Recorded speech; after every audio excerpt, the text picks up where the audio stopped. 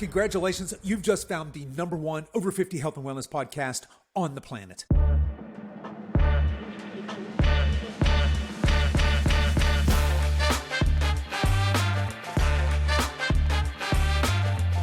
Hello and welcome to the Over 50 Health and Wellness Show. I'm your host, Kevin English. I'm a healthy aging expert and I'm the founder of the Silver Edge, and I am on a mission to help men and women just like you build lean, strong, healthy, capable bodies they love for the rest of their lives. Today, we're going to dive deep into a concept that might make you rethink your approach to health, and that's the idea that your metabolism is a lot like a bank account. Just like with money, you can either be in debt, break even, or you can build up wealth. We'll explore what activities are making withdrawals from your metabolic health, and more importantly, how you can start making deposits to get back on track. Today, I'm joined by my co-host, Silver Edge rockstar coach Russell Medeiros, and in this episode, we'll break down everything from excessive cardio, poor dieting habits, stress, and even how alcohol might be sabotaging your efforts. But don't worry, we're not just about the bad news. We're also going to dive into strategies for building wealth in your metabolic bank and keeping your body running in top form for the second half of your life. So, if you're ready to show up as the healthiest, strongest, most vital version of yourself, let's get started. Hey everyone, before we dive into today's episode, I've got something exciting to share with you. If you're over 50 and struggling to burn fat, build muscle, and boost your metabolism, I've got the perfect solution: the Lean Body Blueprint Workout. This is a 24-week workout program that's broken into 5 distinct phases, and it's designed specifically for people just like you who are ready to transform their bodies and feel their best. You'll get lifetime access to 24 weeks of progressive full-body workouts that not only help you burn fat and build muscle, but also rev up your metabolism so you can look and feel amazing no matter your age.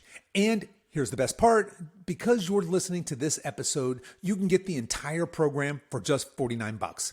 That's 50% off the regular price of $99, but here's the deal. In order to access that price, you'll have to go through the link in the show notes for this episode, and that's silveredgefitness.com/299. So don't go to the website and just click on our coaching page because you'll pay full price there. Instead, head over to the show notes for this episode. Again, you can find that at silveredgefitness.com/299 and click the link there. So if you're ready to take control of your health and fitness, click the link in the show notes and start your transformation today with the Lean Body Blueprint Workout. Okay, enough of that. Let's get on with today's show. Coach Russell, welcome back to the show. Thank you. Absolutely, Happy to be here, man. Always fun to have a chat with you. So What's up, brother? Nothing. Things are, I hate to say this, but moving pretty smoothly. So Yeah, every time you say that, and next week, big, good change. big hurdle comes in, but Yeah. no, things are going good. Kids are back in school. Oh, thought I had this knot in my shoulder blade. And of course, doing the man thing, I just struggled through it. And Sure. I got a massage one day and it relieved it for a short period of time. And then it, came back screaming more. So of course, I do the man thing. I lift through it and, Sure. Some bench presses, overhead presses. If you get heavy on those, that'll probably help, right? Yeah. So of course I do that. And then, I had a visit with my chiropractor and I'm like, man, I got this massive knot. Can you just check it out? And he's like, it's not a knot. Your rib is out of place. Oh, dang. So I was like, oh no. So he popped it all back in place. God, immediately it felt better. But Oh, I bet. I guess all that time it was rubbing on my lung. So now my lung is like super sensitive. So every time I breathe it in, it's like coughing and coughing. So yeah. So don't be like me. Go Yeah. get whatever you need to get fixed. Don't. Right. I've been so guilty of that. Back at the beginning of the year, I had some sort of weird shoulder thing going on, and it would be so easy if it was my client telling me to do that. Say, okay, here's exactly hey, go get it checked out. Go, if your PT is telling you to do things, physical therapist, then do those things. But here are some other things. But what we're not going to do, because he said, yeah, man, bench pressing in particular really aggravates it. At any rate, so here I am. I rehab it really, really good until I'm about 75%. He said, what this shoulder probably needs is a test on some bench presses.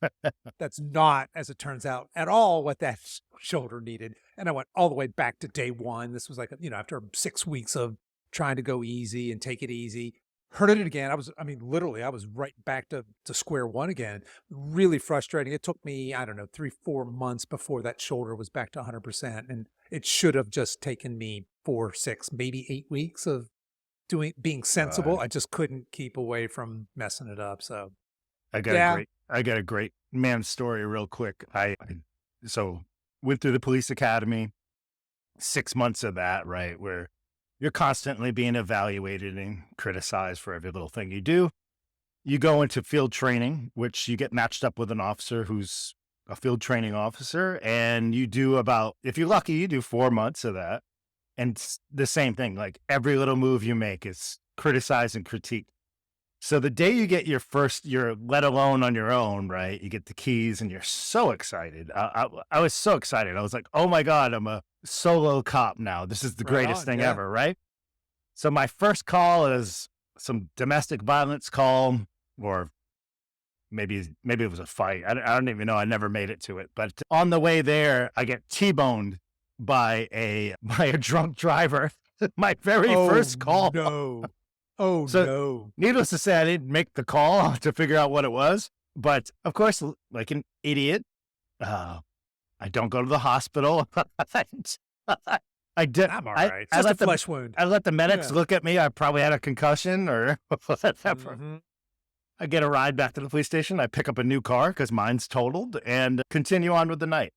So yeah, really dumb thing to do. And I look back Yeah. at it to the day and I'm like, God, why did I do that? Yeah. But Yeah. Well, I'll tell you kind of another funny story, a kind of a man story.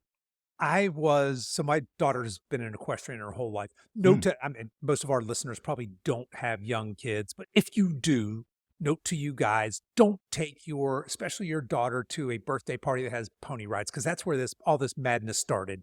It started from my very cute daughter on a very cute birthday party riding a pony. And she's 21 now and still she's got horses, and it's a very expensive hobby, let me just say. But at any rate, I was back when I was a traveling salesman. I was coming in from out of town. It was winter time, and my wife said, "Hey, would you mind stopping by the barn and picking up your daughter? She's done with her riding lesson or whatever." I'm kind of pissy about it. I'm like, "Oh God, I've been on the road for a couple of days. I'm in a sports coat and a button-down shirt. I don't want to go to the barn. It's freezing ass cold. I don't have anything warm, and I didn't want to. I just wanted to go home." So I dutifully do what a good dad does. I go, yes, I'll go, and I'll wait for her. I'll pick her up. Oh, I remember what it was. It was 4-H night as well. So it's not just pick her up, get there. And by the time I was going to get there, I was going to get there about the time she was done riding, and then I was just going to have to wait around while she did 4-H and then come home. And I get there, and she's already off her horse, and she's grooming her horse. Dad, will you hold my horse? And I said, yeah, I'll hold the horse. And I've been around. I mean, I grew up on a farm. I had horses. I've been around horses. I'm not an equestrian these days. I don't ride. I'm not a big fan of horses. And as we get to the end of this story, you'll probably understand why. So I'm holding the horse. She's putting tack away, doing horse girl stuff. And it's starting to get dark. It's freezing ass cold. I'm miserable. I'm kind of cranky, to be honest with you. I don't want to be there. I'm holding this stupid horse. And all these 4-H moms are starting to filter in. So there's, I don't know, 10, a dozen ladies with their daughters all hanging around the barn there. I'm holding this stupid horse, and the horse has got its head down. It's grazing. And I look down and I notice that the horse's hoof is on its lead rope. So the horse is in a halter. It has a lead line on it. And I've let it lay on the ground, and the horse is down there. He's eating some grass, and he's stepping on his lead line.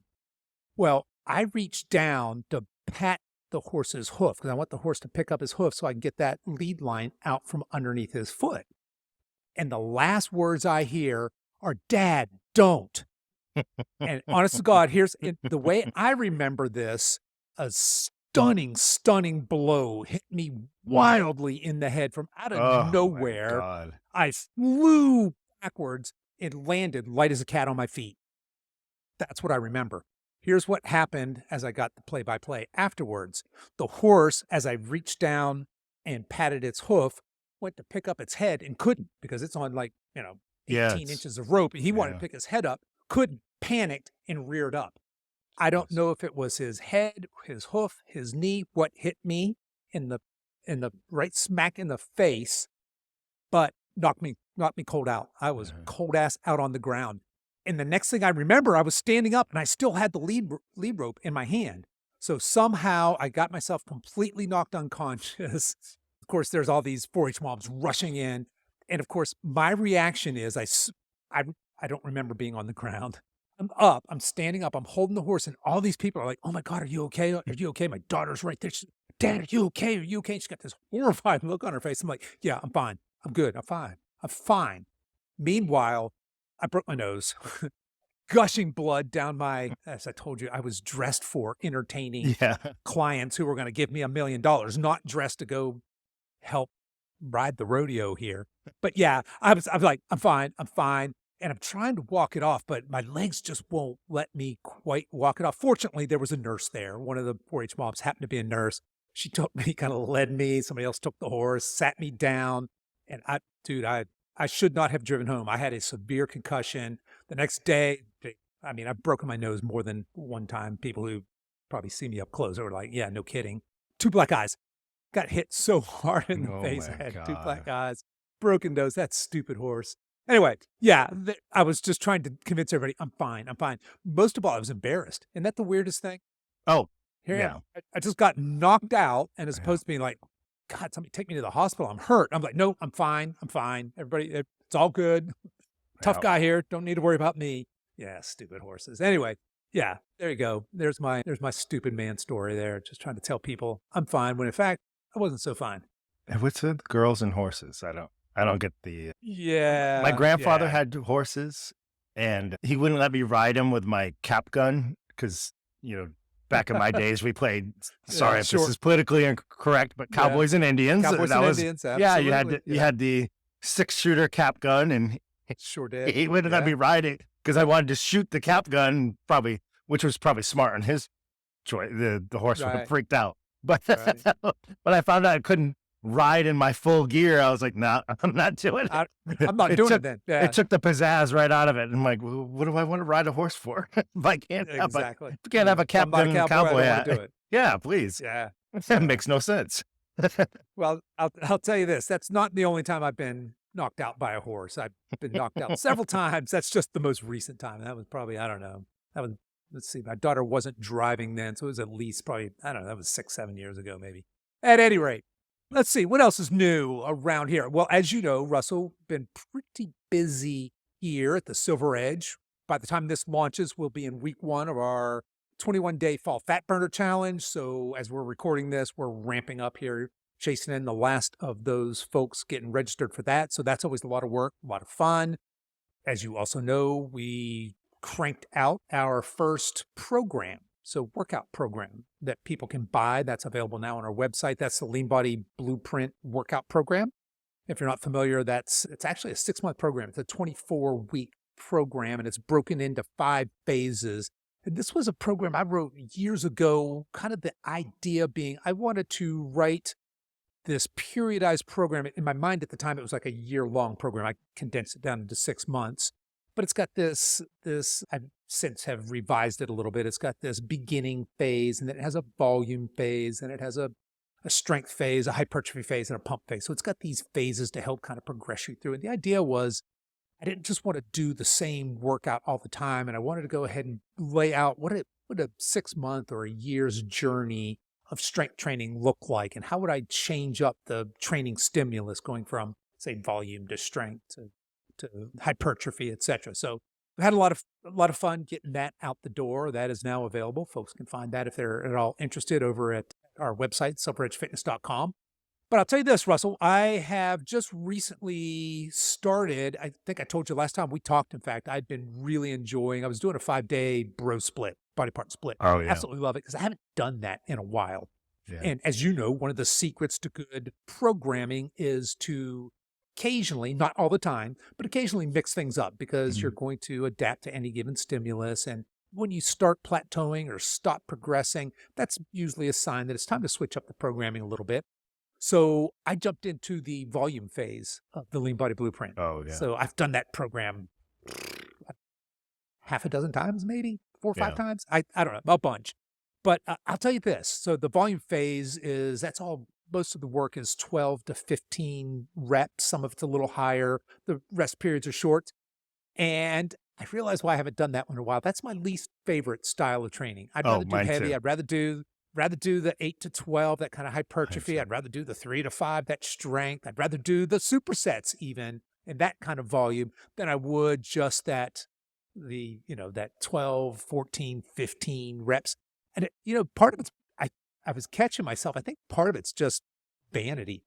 I don't like the little weights. I've got to drop weights in everything. By the time I get up to 15 reps or something, it's 4 sets of it, and there's 45 seconds, or I think that's a minute, 60 seconds of rest in between. Yeah, that's not my favorite. So that's your least favorite as well? Is that Yeah, but volume type training? I do it in my home gym, so I don't really care. Like no one's watching what I'm Yeah, so lifting. you're not worried about anybody looking and at you. Yeah. Not that anyone's impressed about what I lift in the gym anyways, but Yeah. Likewise, it's just what's funny is you do feel a lot of breath, you realize where your cardio is at when you're lifting that high volume, which is funny because I guess most of our clients come from that, right? They come from the higher volume boot camp style. I was going to say a lot of them in that class type thing. Yeah. So that's hard for them. Hard for them to get to the lower. Now, do you have a favorite rep range? Do you like that low, that medium? Low to medium. Know the high end, not low to medium. Yeah. Yeah.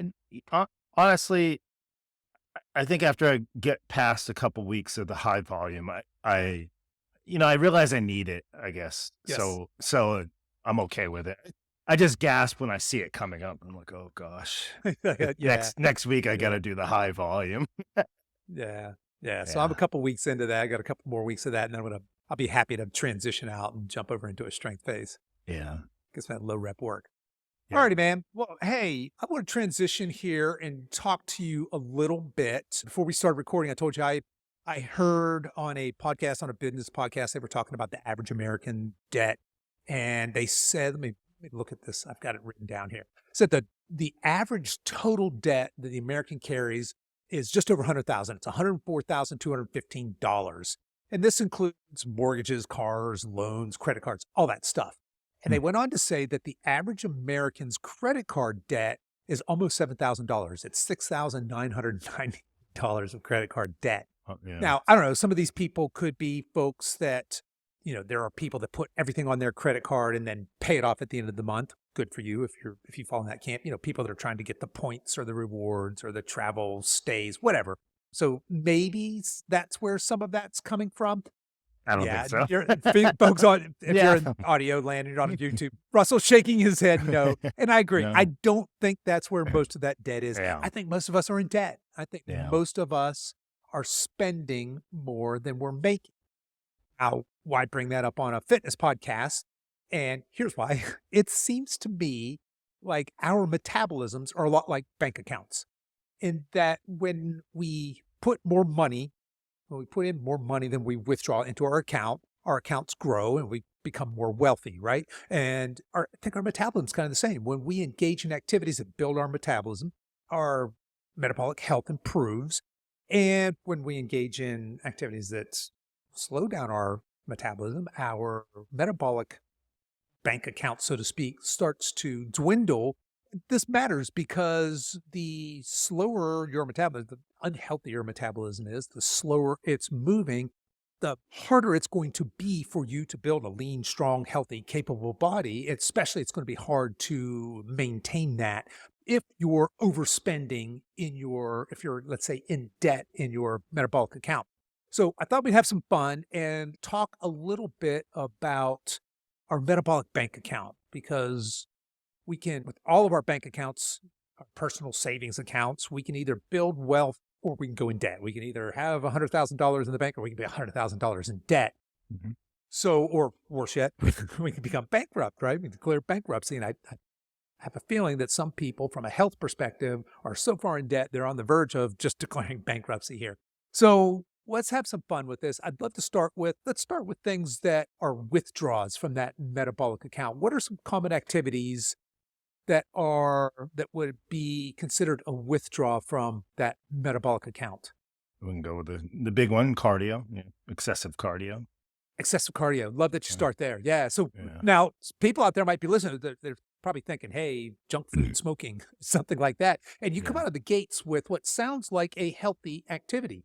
Why might cardio be an actual withdrawal, especially, I think you said excessive cardio? Why might that be a withdrawal and not a deposit into Well, that account? the people that abuse it are the ones that think that this is giving me more bang for my buck as far as calories burned, Right. fat loss burned. That's usually because when I get a client who runs a lot or, has, excessive those boot camp classes or those classes or group classes, I guess it's one of the questions I ask. Are you doing this? What's the reason you're doing this for? And Yes. 9 times out of 10, it's, I heard it burns the most calories. And so that's usually the number one thing I get from that, which is actually true in a sense, right? It does burn more calories per that time you're in there. But then again, Yep. you adjust to it so fast. Correct. My, Yeah. my other favorite thing to ask is, especially those group classes, because they're very consistent, right? Like people that go to those Mhm. group classes go 2-3 times a week and they go for years on end. And I Sure. always It's say, their social part of their social life as well as exactly, their yeah. health life, right? Yeah. Yep. And I say, has anybody in this class changed in the year or 2 years you've Yeah. been there? Like, is there anybody Yeah. you look at and go, wow, that person really changed a lot? All Yeah, that you mean work, all that their activity, physique, right? Yeah. physique, Yeah. yes. And, Right. the answer is usually no. And then sometimes I'll go out on a limb and I go, what does the instructor look like? And sometimes the instructor is Yeah. worse off than the client. And I'm like, okay, Yeah. so we're not doing this obviously we're not doing this for calorie burn, or we're not doing this for a look. What are we doing it for? So that's usually a big question I get. I think it's very misleading, right? Because we were all taught Sure. that's the first thing you think of when you're like, I need to That's drop the some go-to. weight. I'm going to run, Yeah. or I'm going to, Gotta get on a calisthenics. treadmill. Yep. On a bike, Yeah. into a class. Yeah. Certainly in our age demographic, you think back to especially the females 20 years ago that do aerobics. Oh yeah. There was the Jane Fonda world there. But yeah, Richard. that's a big one. And to your point, you're exactly right. The logic behind do more cardio for fat loss or to lose weight seems that it would burn more calories than, say, doing 3 sets of 10 of a squat or bicep curls. And yes and no. In that moment, you're probably right. You will burn more calories by running on a treadmill for 30 minutes than you will of doing appropriately paced strength training, most likely.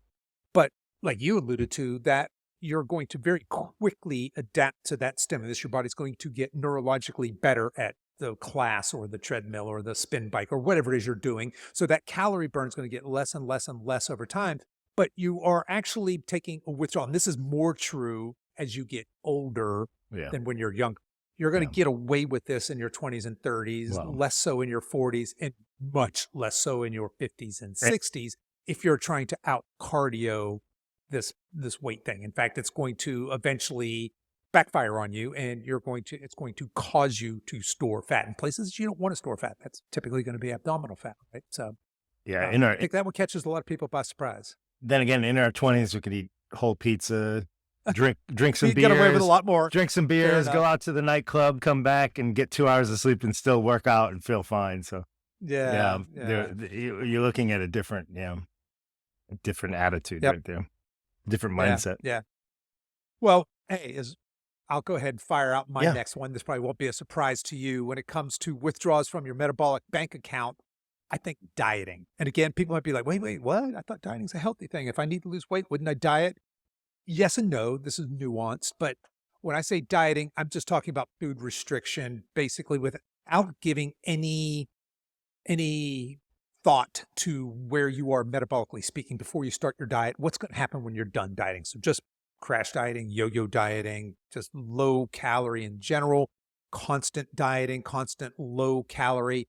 Definitely your body, look, your metabolism perceives any diet you go on or low calorie activity as food scarcity. And your metabolism doesn't know you're on a diet. Again, it's thinking, holy crap, food is pretty scarce here. We better rearrange some hormones in a way that's not optimal for your health or body composition, by the way, because we want you to stay alive. We don't want you to die during this famine.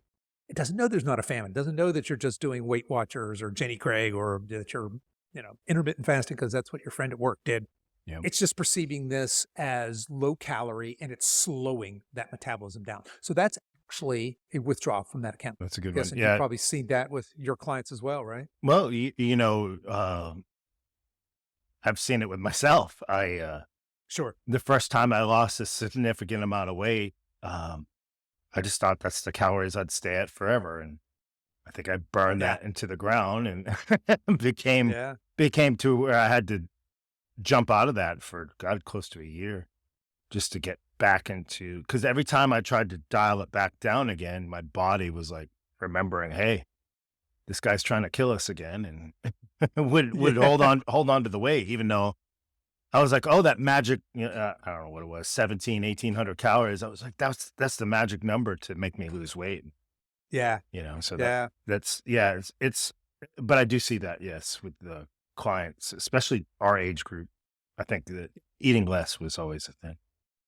Yeah. So, I mean, we've hit two of the big ones. And what's crazy is if you go to the doctor and you're overweight, the very generic prescription you're going to get, besides prescription meds for all of whatever metabolic diseases you happen to have, high blood pressure, high cholesterol, et cetera, is to eat less and move more. And most Yeah. people interpret that by going on a diet and doing some kind of cardio, which, look, both cardio and dieting both have their place within a healthy framework, but just by themselves, keep in mind that when you do that, just like a withdrawal from your bank account's not necessarily a bad thing, but it's taking money out. It's not putting money in. So if your goal is to be rich, your goal is to have a financial abundance, you're going to need to put more in than you take out. And just keep in mind when you do things like a lot of cardio, excessive dieting, these are large withdrawals that Yeah. you're going to have to figure out a way to offset. You're kind of like that American that's living $7,000 in credit card debt, right?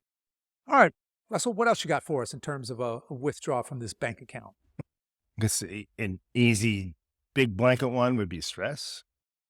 Yes, Yeah. indeed, it would be.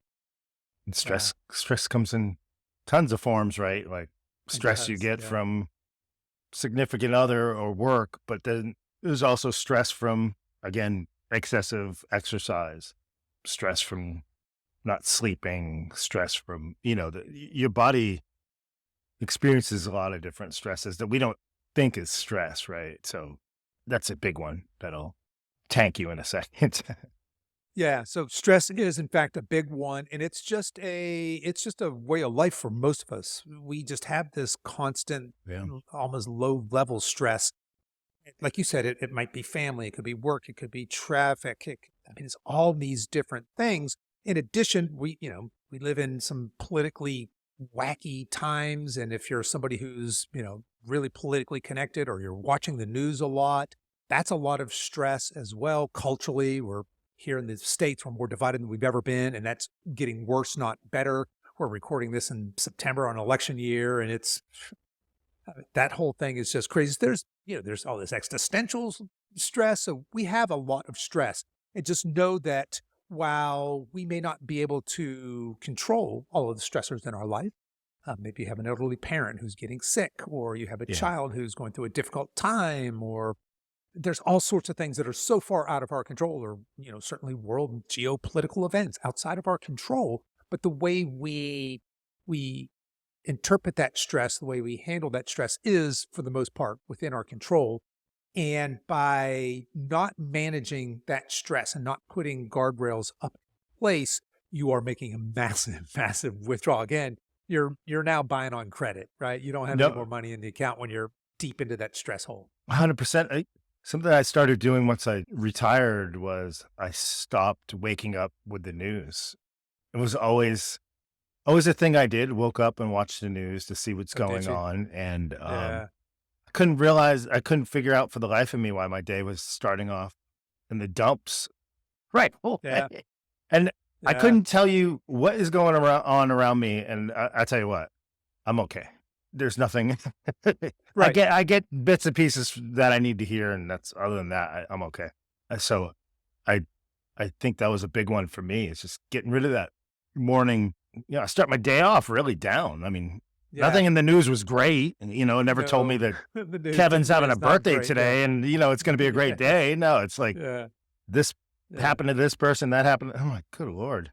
Kind of like when you watch these documentary shows and you're like, God, does anyone just break up with anybody anymore, or they just kill them? Like, I started watching a lot of those series. and I'm like, oh my God, I gotta stop watching this. I'm just thinking this is the way the world happens. But yeah, a lot of stuff we can control. You're right.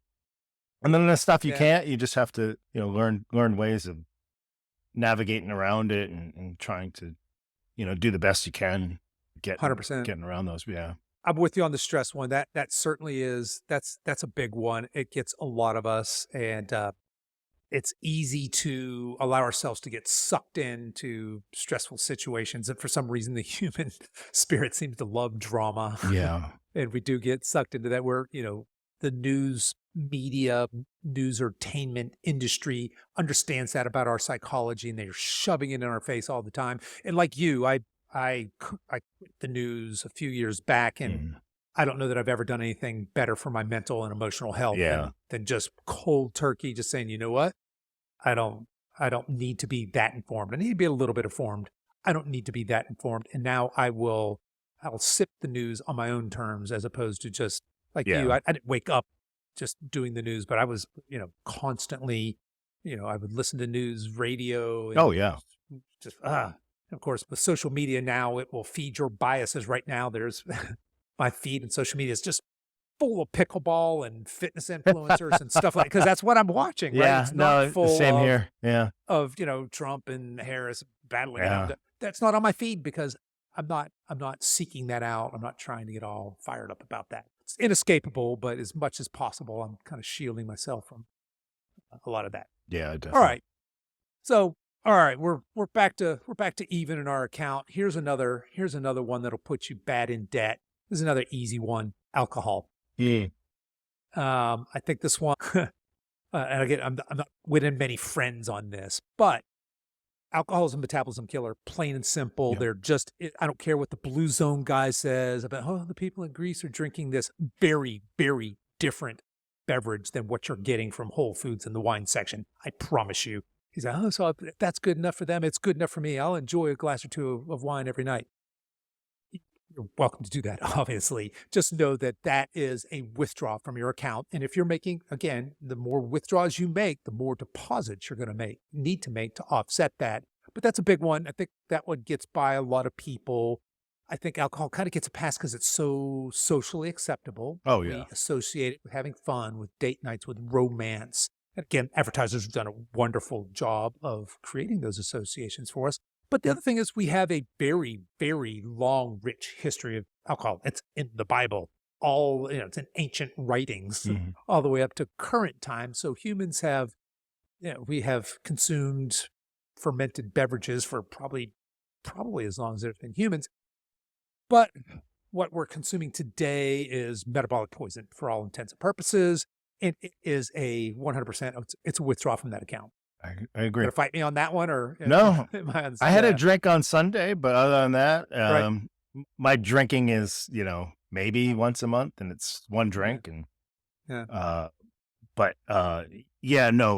I was trying to think of a funny person that kind of advertised it, but The Rock, he has his tequila. He's got the tequila. And if you were to watch him, you would think this guy drinks all day long, and I guarantee he probably doesn't have a sip of that at all. The Rock is not drinking a lot of tequila. He's not drinking at all. He's not drinking a lot. He might have one drink a year.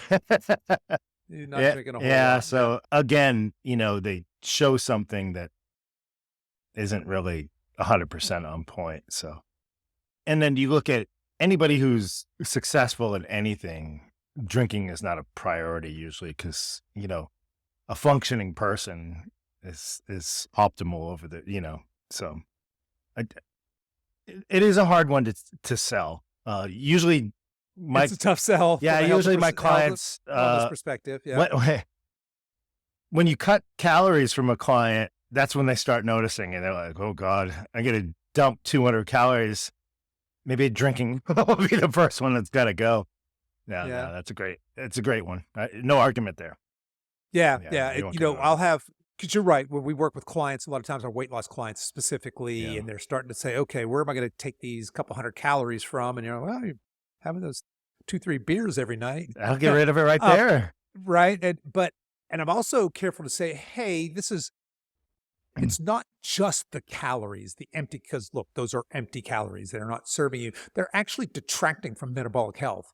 So there's kind of this two-pronged thing that happens when you get rid of alcohol. Most of us are not drinking alcohol. We're not day drinkers for the most part. Yeah. We're nighttime drinkers. Yeah. And that's the worst possible time you can consume alcohol, because we know for a fact, without any question, that it is disrupting your sleep. And now some of you out there, well, I don't know, a glass of wine or two right before bed helps me get sleepy and makes me fall asleep better. Maybe I'm not going to argue that, but it is 100% without a doubt messing up your healthy sleep cycles, your deep sleep and REM cycles that you go through. It's been proven time and time again in studies. So alcohol just has that double whammy when it comes to a negative withdrawal in your account. One is it's empty calories, it's crap calories. And two is it's disrupting sleep. It's slowing metabolism, not speeding things up. And there's all these other social things that go along with it, right? Anybody can tell that after you've had a couple of drinks, the food choices you tend to make aren't, nobody's buzzed and going, hey, what we should do is get a kale salad and maybe have a little bit of salmon on that. No, They don't have get those nachos supreme out here, quick. So out here we have vendors outside of like bars and nightclubs. You mean they're not doing kale salads? It's actually they're not doing bacon wrapped hot dogs with. They're doing bacon wrapped hot dogs. Okay. Yeah. I thought it was a good spot they know to what get their a nice, audience wants. Yeah, it was a nice kale salad. Yep. I was gonna start that, but maybe I'll save my money. 'Cause I don't think I'll make save your money. I don't I'm not make sure anything. I'm sure that's a winning idea there. Yeah. Hey, drunk person, Hey, how about some drunk kale person, come salad? eat some healthy food. Yeah, what you need right here. Yeah. Yeah, probably. All right, Russell, what else you got for us? What's a withdrawal? Yeah, of course. Sleep. You can go with Yeah. sleep.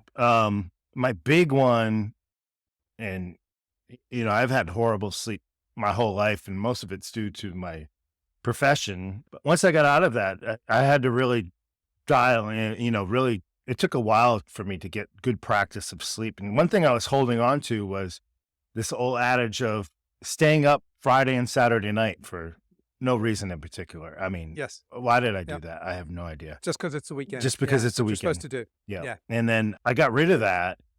And now my sleep is the same, 7 days a week.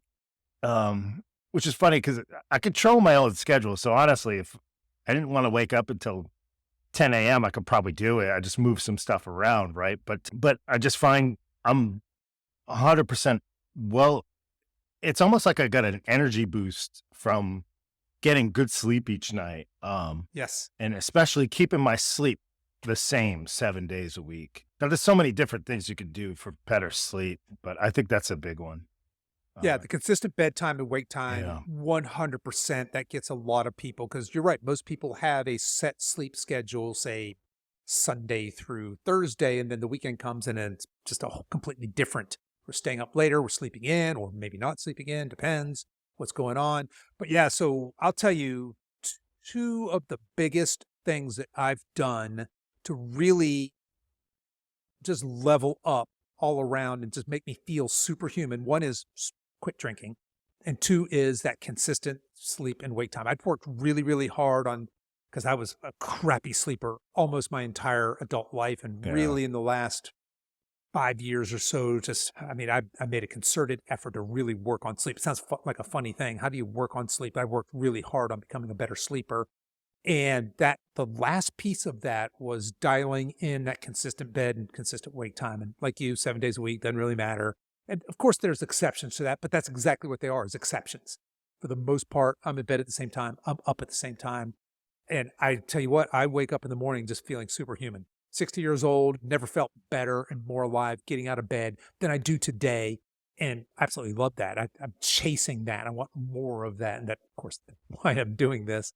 But yeah, I think that's I know we talk about sleep all the time on the show here, but that's one of those things. It's like the tide that all the boats rise when you improve that. So if you're a listener out there, if you've got crappy sleep or poor sleep hygiene, poor sleep habits, I'm telling you what, shoring that up will pay massive dividends.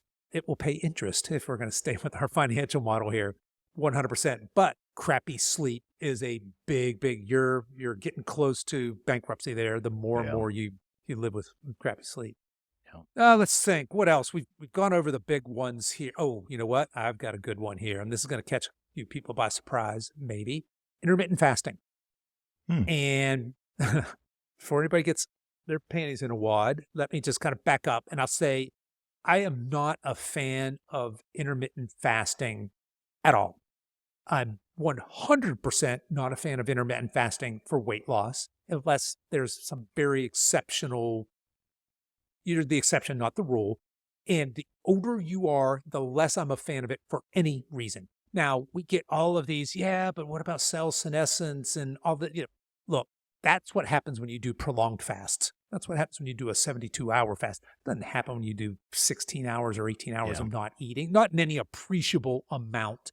And let's face it, most of us are intermittent fasting because we're trying to do body composition change. And when we deprive ourselves of eating, that kind of goes back to that constant dieting or that low calorie deposit or withdraw from our metabolic account. And when we're starting the day in this fasted state, we're making a small withdrawal. And now some of you out there are like, hey, I feel great and I've done this my whole life. Well, more power to you. It's working for you. Have at it. For most people, I'm going to say that when you decide to do intermittent fasting, and the more extreme that is, meaning the smaller your eating window is, the bigger of a withdrawal that is from your account. What do you think? You going to fight me on that, or are you So with me there? I have So? I have a friend who does it, but he doesn't do it for dieting. So it just fits his lifestyle. But he, Yep. he does have to shove 25 to 2,800 calories into an 8-hour window. So that's That's and that's why I and don't if you do like it if you in do it with particular. healthy food, good luck hard. to it's really It's hard. hard. So I'm It's eating close difficult. to 3,000 calories right now. If I had an 8-hour window, I'd be in That a would lot be of pain. very difficult. Because right now Yes. I'm coming out of a diet, so 3,000 is a lot of calories for me. Like right now, I'm like choking food down, but eventually it'll get easier for me. But that Mhm. 8-hour window, that would really be painful, and especially if you start pushing it. If you push your window closer to bedtime. So if your window's later in the afternoon to evening, you're really gonna have a hard time digesting before, Yep. which will mess up your sleep.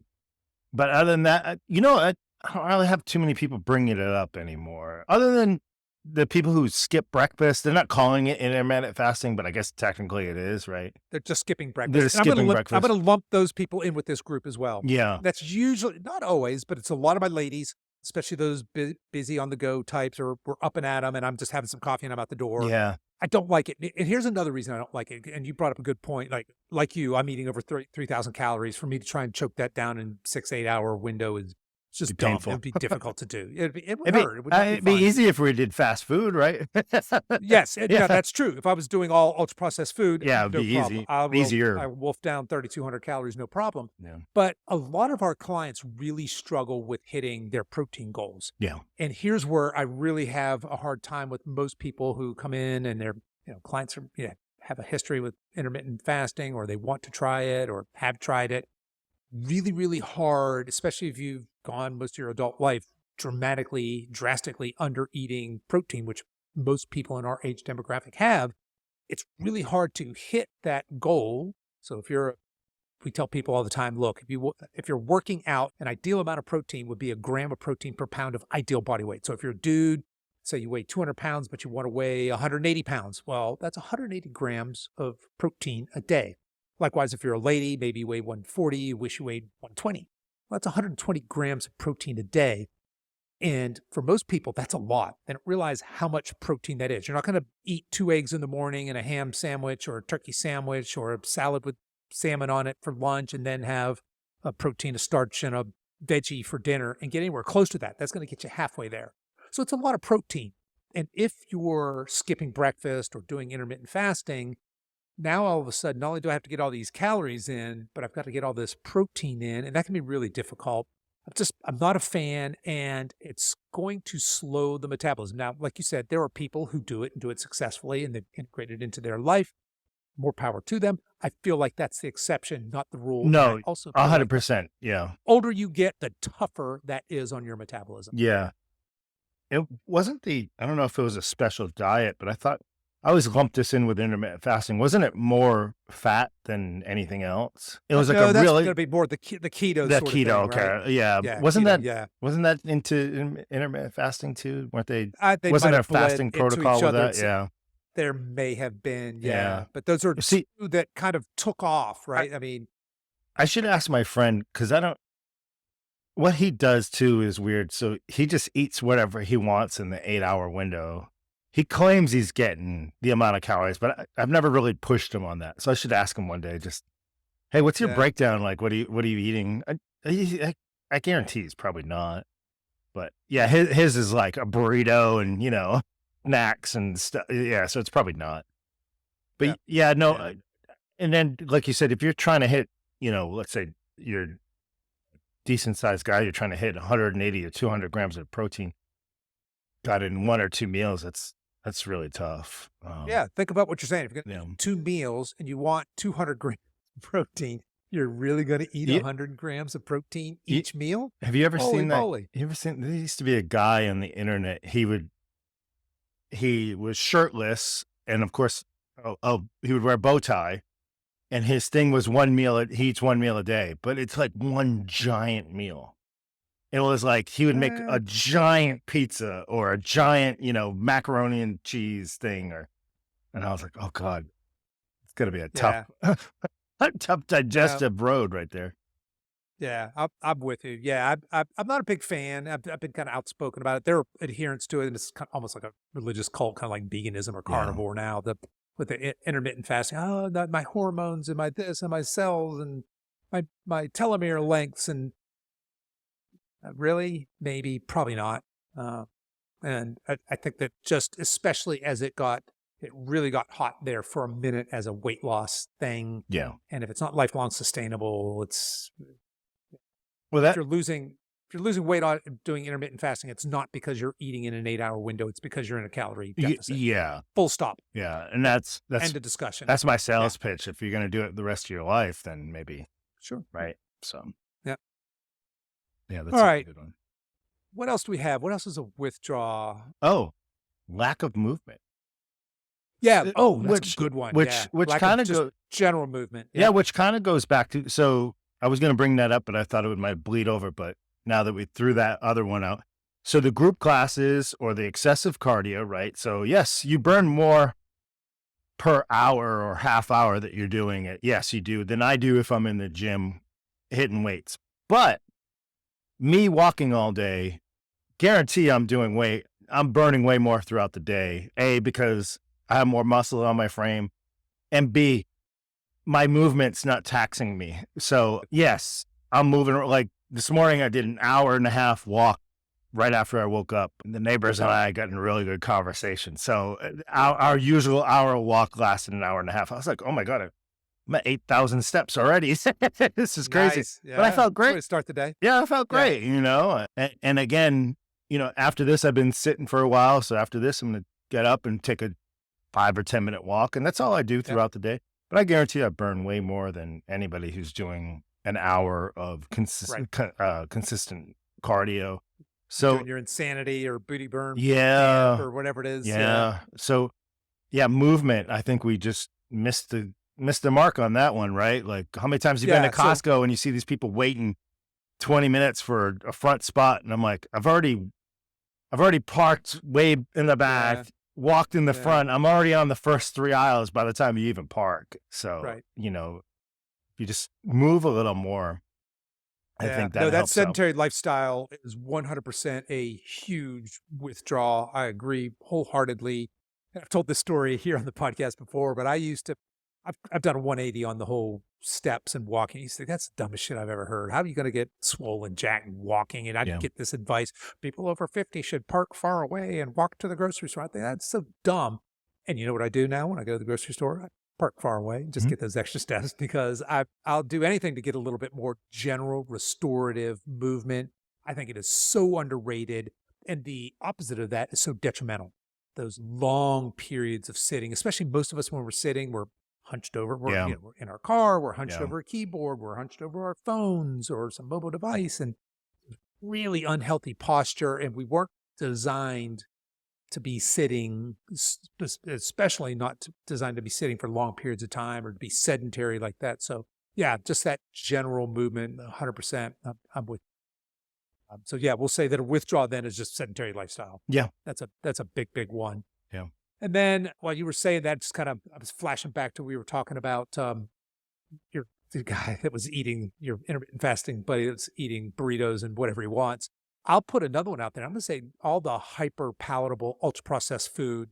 That's a withdrawal. Yeah. 100% a withdrawal from your metabolic account. And look, I'm the kind of guy, I like to spend money. I like to spend money even on frivolous things. I'm not saying don't ever do any of these things we're talking about, have a drink of alcohol, Yeah. or, spend a night where you don't move and you're just chilling on the couch, or that you indulge in some Pop-Tarts with extra frosting on. I'm trying to think of the most obnoxious processed foods. I just saw in the grocery store, Icy, Icy, the drink, like the snow cone kind of drink. That's now a flavor of cereal.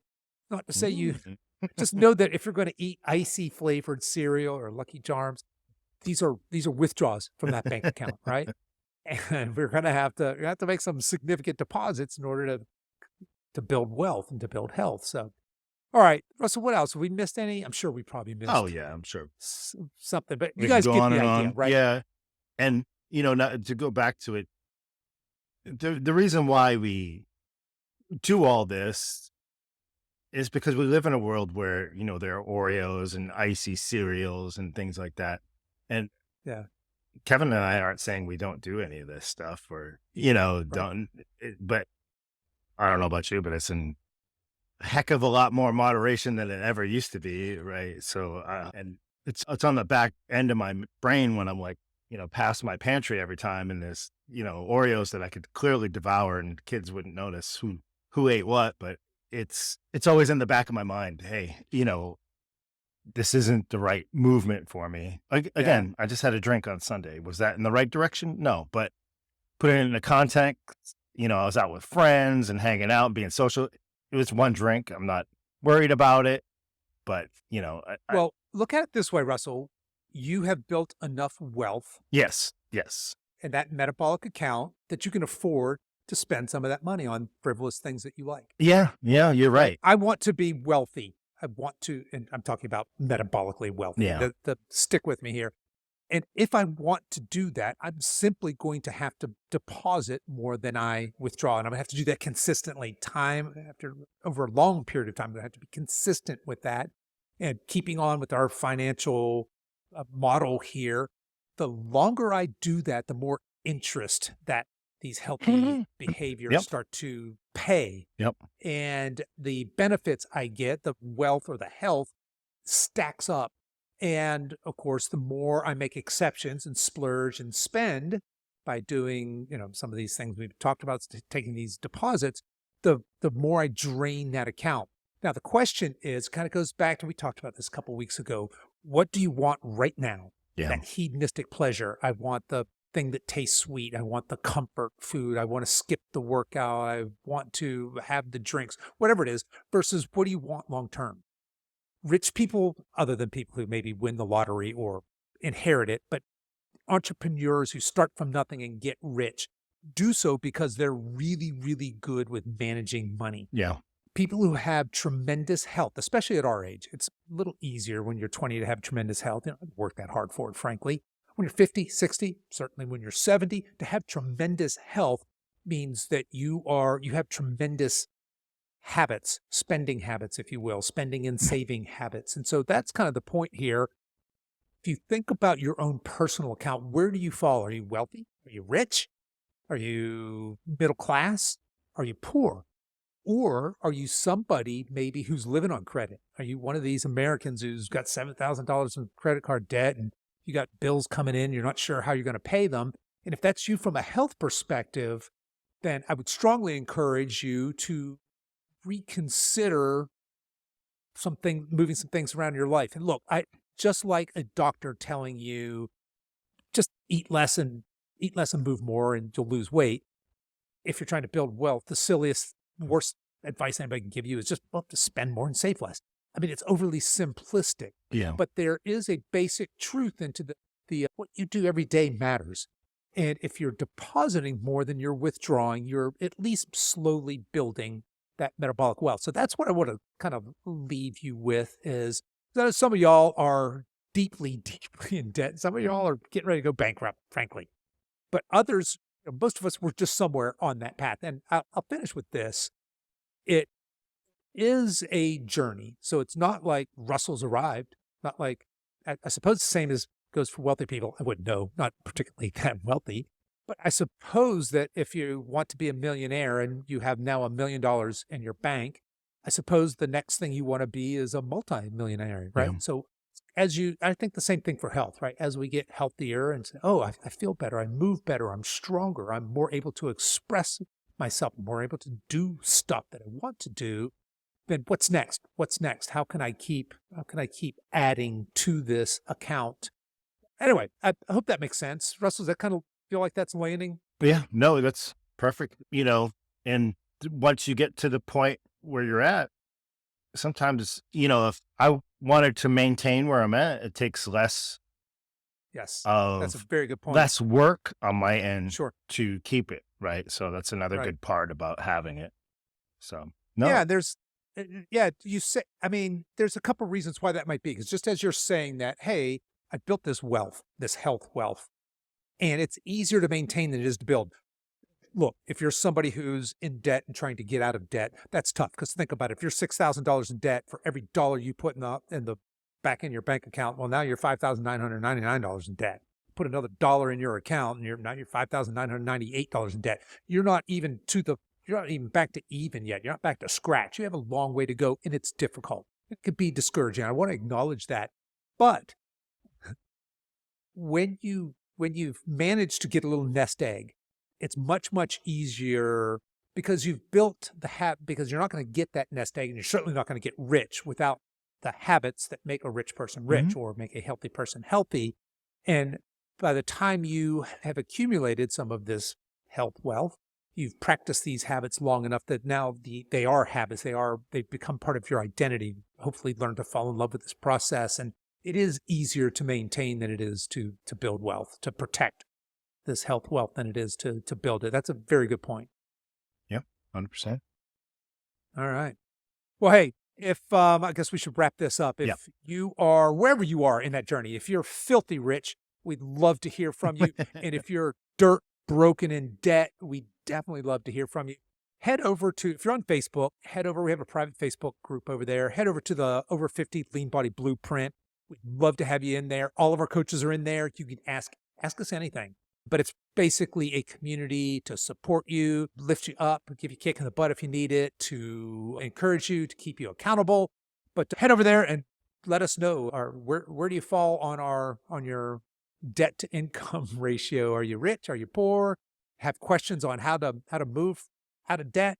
We'd love to help you out there. So hit us up. All right, Russell, I just want to thank you so much for being back on the show here, being co-host, and we'll talk to you next time. All right. Thank you. Thank you for having me on.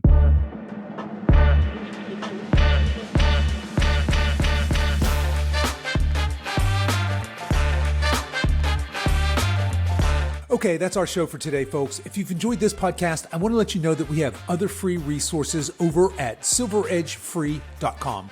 There you'll find our free guides with our top tips on nutrition, exercise, and healthy lifestyle to assist you in your weight loss and fitness journey. So feel free to head over there and download anything that looks useful to you.